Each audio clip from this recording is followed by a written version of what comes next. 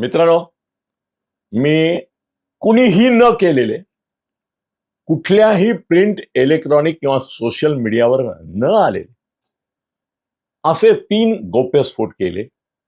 ज्या दिवशी मी ते बातम्या दिल्या किंवा ती बात तुमच्यापर्यंत पोहोचवली, त्या दिवशी कुठल्याही प्रिंट, इलेक्ट्रॉनिक, सोशल मीडियावर त्याची गंधवार्ता सुद्धा नव्हती. पण माझे सोर्सेस तुम्हाला माहिती आहेत की भाग्यवान आहे मी की मला असे सोर्सेस आहेत माझ्याकडे की ज्याच्यामुळे मला काही गोष्टी घडवता पण येतात आणि काही गोष्टी बिघडवता पण येतात आणि काही गोष्टी मी लोकांसमोर आणू शकतो ज्याचा लोक विचार करू शकतात, तुम्ही विचार करू शकता. मित्रांनो, ज्या दिवशी भाऊ तोरसेकरचा व्हिडिओ आला माझ्या व्हिडिओच्या संदर्भात आणि त्यांनी सांगितलं की मामू या एका मुद्द्यावर मराठी माणसामधला जो हिंदुत्ववादी मराठी आहे तो उद्धव आणि राजबरोबर जाणार नाही, त्यांनी ग्वाही दिली. जसा त्याचा व्हिडिओ आला मी संजयला सांगितलं की हा बघ भाऊचा व्हिडिओ, भाऊनी तुला इशारा दिलेला आहे, सूचना केलेली आहे इनडायरेक्टली की तुम्ही मामू विषय सोडा, हिंदुत्वाकडे या, कडवया प्रखर अशा हिंदुत्वाकडे या. मराठी आणि हिंदुत्व हा तुमचा मामू नाही मही, हा तुमचा अजेंडा असला पाहिजे, हा तुमचा कार्यक्रम असला पाहिजे, ही तुमची ब्ल्यूप्रिंट असली पाहिजे, या मुद्द्यावर भर द्या. विदिन 24 आवर्स उद्धवशी बोलणं झालं, राजशी बोलणं झालं. संजय, राज, उद्धव यांनी निर्णय घेतला आणि मुसलमान हा विषय पूर्णपणे बाजूला टाकून नावापुरता, औषधापुरता अगदीच ओव्हरनाईट येणे म्हणून त्यांनी हिंदुत्व आणि तेही प्रकार लगेच 48 तासामध्ये मार्मिकला आणि सामनाला तर आग्रलेखच लिहिला, आम्हाला हिंदुत्व शिकू नका, खरं हिंदुत्व आमचंच आहे. 48 तासात मी गौप्यस्फोट भाऊचे तर मी शतशः आभार आहे की मुंबईमध्ये जर आणखीन एक धक्कादायक गौप्यस्फोट माझ्याकडे आहे तो केल्यानंतर तुम्ही विचलित व्हाल. कदाचित जर तुम्ही भाजपचे आणि एकनाथजी शिंदेचे समर्थक असाल तर विचलित व्हा.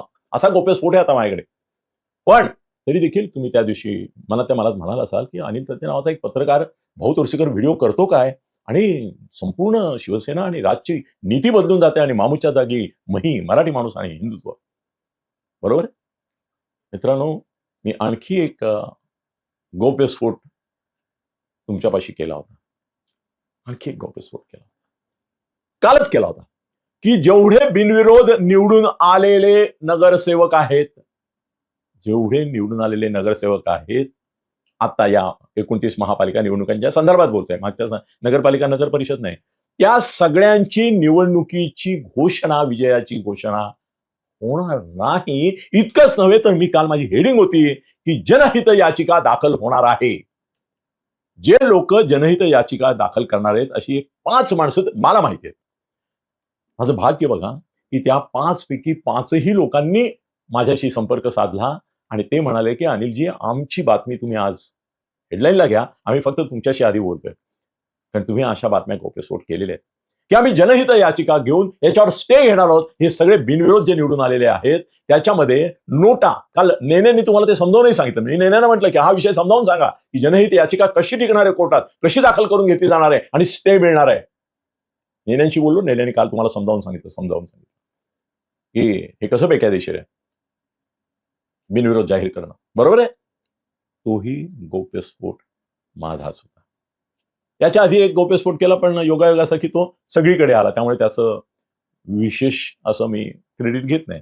आणि तो होता की फडणवीस आणि यांनीच ठरवलेलं आहे अजितदादांनी की त्याने एकमेकाविरुद्ध बोलायचं, एकमेकाविरुद्ध प्रचार करायचा आणि मुसलमान मतं जी आहेत जी काँग्रेसकडे जातील, उबाटाकडे आता जाणार नाही, त्याला आता हिंदुत्वाचा अजेंडा घेतला त्याने, पण काँग्रेसकडे जातील ती तोडायची आणि ती तोडण्याकरता अजितदादांनी शिवीगाडीपर्यंत जायचं, भाजपवर आरोप करायचे, मी आणि भाजपा वेगळे आहेत हे सिद्ध करायचं. हे पण मी बोललो, आता सगळेच बोलतात, त्यामुळे मी त्याचं क्रेडिट घेत नाही फारसं. पण आणखी मी एक सांगितलं होतं की बंडखोरीचं प्रचंड पीक येईल, तुम्ही कधी विचार नाही करू शकणार इतकं येईल आणि ते भाजपमध्ये पण येईल आणि सगळ्याच पक्षात येईल. झालं.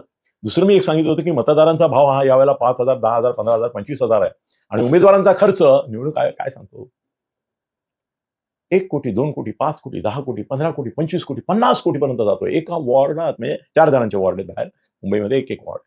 हे पण मी बोललो होतो. तुम्ही माझ्या गोष्टी गांभीर्याने घ्या मित्रांनो, गांभीर्याने घ्या. आज मी एक फार मोठं विधान करतो मित्रांनो. नेने सरही मला सांगत होते, ते अभ्यास करतात, सर्वे करतात आणि अगदी बूथ लेवलपर्यंत त्यांचं एक मोठं जाळं आहे असं त्यांनी डिस्क्लोज करायला खरं मला मनाई केली, पण आता ते नाहीत म्हणून सांगतो की जवळजवळ 100-200 माणसं पूर्ण वेळ पगारी त्यांची सर्वे करतात निम्या ठिकाणी, त्याचे रिपोर्ट त्या पक्षांना पण देतात. पक्षांना देतात की तुमचं इथे बळ आहे, इथे नाहीये, इथे इतकं कमी आहे. फार मार्गदर्शक असे करतात. त्यांच्या संदर्भामध्ये त्यांचा जो रिपोर्ट होता, जो मी आधी कोट केला तुम्हाला आणि त्यांनी पण सांगितलं होतं, की भारतीय जनता पक्ष आणि शिंदे युती ही एकतर्फी निघून जाईल. म्हणजे 227 पैकी 130 ते 150. आता अधिकृत ते काय त्यांचा सर्व्हे चालू असतो. आता काय करेक्शन आज येणार आहेत, आता थोड्या वेळाने सांगतील तुम्हाला काही करेक्शन. दर 2-4 दिवसांनी ते नवीन करेक्शन पण सांगतील. पण आता या क्षणाला माझ्याकडे जी धक्कादायक बातमी आहे ती अशी आहे, की मुसलमानांना सोडलं, काँग्रेसला सोडलं, शरद पवार आणि अजितदादा एकत्र आले. काय काय फॅक्टर सांगतोय बघा. मुंबईमधल्या मराठी माणसाला अमित शहा आणि मोदी यांची भीती घालण्यात उद्धव ठाकरे यशस्वी झाले. अदानी आणि अंबानी हा मुद्दा देखील बऱ्यापैकी त्यांनी चालवून ते कसे मुंबईत हडप करतायत आणि हे सरकार कसं त्यांचं मांडलिक सरकार आहे, हे लोकांच्या मनावर, मराठी माणसांच्या मनावर बिंबवण्यात ते यशस्वी झाले. आणि त्याहीपेक्षा ही निर्वाणीची वेळ आहे मराठी माणसाला जर मुंबईत अस्तित्व टिकवायचं असेल तर, हाही मुद्दा गळी उतरवण्यात यशस्वी झाल्यामुळे जे मला तर नेनेने असं सांगितलं होतं की मनसेला मोठ्या मुश्किलीने मुंबईमध्ये 2-3च जागा मिळणार आहेत, पण त्यांना आताच असं बोललं तर ते नाराज होतील.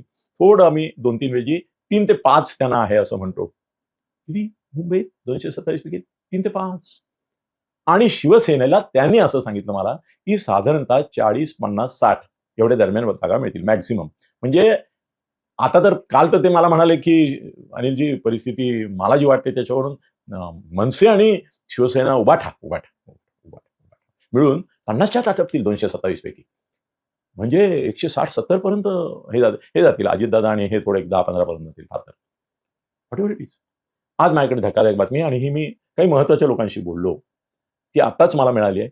अजून त्याच्यावर इतर लोकांशी बोलेन मी, पण तुमच्यापर्यंत ती आता पोहोचवतोय. ती म्हणजे मुंबईतल्या 90% हो 100% नाही, 90% प्रिंट इलेक्ट्रॉनिक मीडियानी आणि युट्यूब चॅनल्सनी परस्पर संगनमतानी सहमतीने गाठमेट करून किंवा अलग अलगपणे असा निर्णय घेतलेला आहे की या पुढला संपूर्ण प्रचाराची धुरा उद्धवराज काय करतात ते करतील ते नाही करतील, पण मराठी प्रिंट इलेक्ट्रॉनिक आणि सोशल मीडिया उद्धव आणि राजच्या मागे उभा राहील, त्यांना मोठं करील.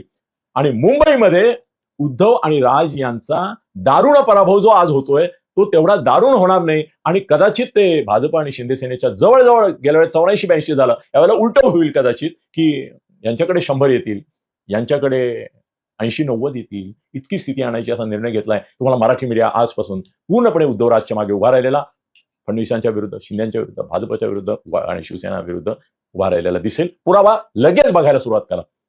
आणि त्याच्यापेक्षा आणखीन एक गोष्ट आहे, पण ती मला एलिब्रेट नंतर करतो. ती म्हणजे यावेळेला मुंबई महापालिकेवर काय फडकणार झेंडा हे ना फडणवीस ठरवणार, ना शिंदे, ना उद्धव, ना राज, अपक्ष ठरवणार. पण तो मोठा मुद्दा आहे, नंतर घेतो. धन्यवाद.